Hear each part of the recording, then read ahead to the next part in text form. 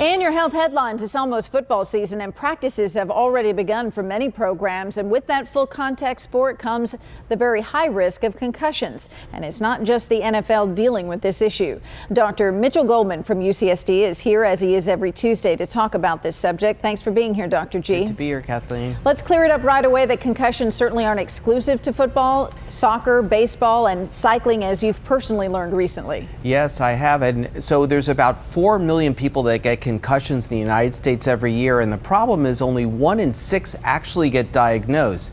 Now, as Kathleen mentioned, although football is what gets in the press, actually the #1 sport that causes concussion is women's soccer, because women have thinner brains than men. Men have a thicker brain, and so we don't get concussions quite as often. And you can see here pictures of the brain, and I don't know if that's a man or a woman's brain. But also just cycling, if you fall down or get hit by a car or something, you're also going to have a problem. So let's go through it then physically or anatomically. What exactly happens to the brain when it is concussed? Well, the brain is an organ that's in this thick skull, and it's surrounded by fluid, as we see here. And you can see that the brain has 2 lobes on either side.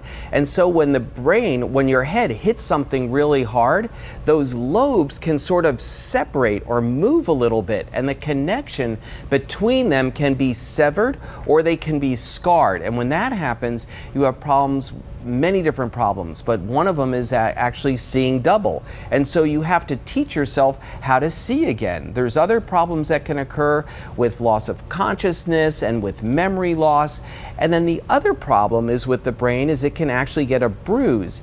And you can think about what a bruise is. It's blood, and what does blood have in it is iron. And so you don't want to have this iron in an area of electrical activity like the brain, because that can cause lots of problems. Well, let's talk about the fact that you really don't have to be a doctor to recognize some of these symptoms. We have observed signs that you were telling us about, like not being able to recall events prior to or after the hit or fall. Go through some of these and tell us when you're watching someone who may have gotten a concussion. Well, this is especially important when we're watching kids on the playing field. If someone appears dazed or stunned, or forgets a play, or moves around a little clumsily, or just is a little slower, that's when they really have to be pulled out of the game and evaluated.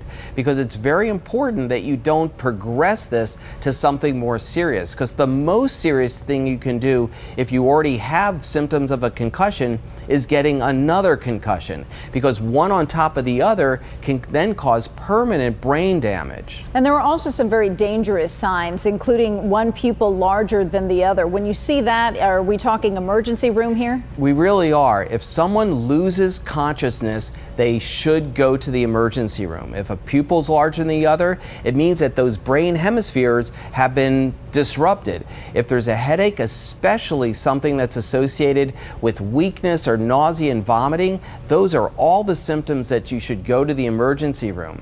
And real quickly, we're running out of time, and I want to get to treatment, because you mentioned it earlier, you can retrain the brain, but it is a huge investment of time and effort. It is. My wife is actually undergoing treatment right now, and it's basically 5 hours a day, 3 to 5 days a week, so you can retrain your brain on how to get back to normal again.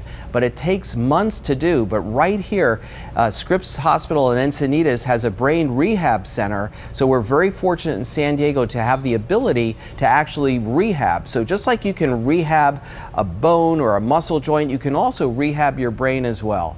All right, some very good information tonight for parents in particular who will be on the football sidelines this year watching their children. Thank you so much, Dr. G. Good to be here.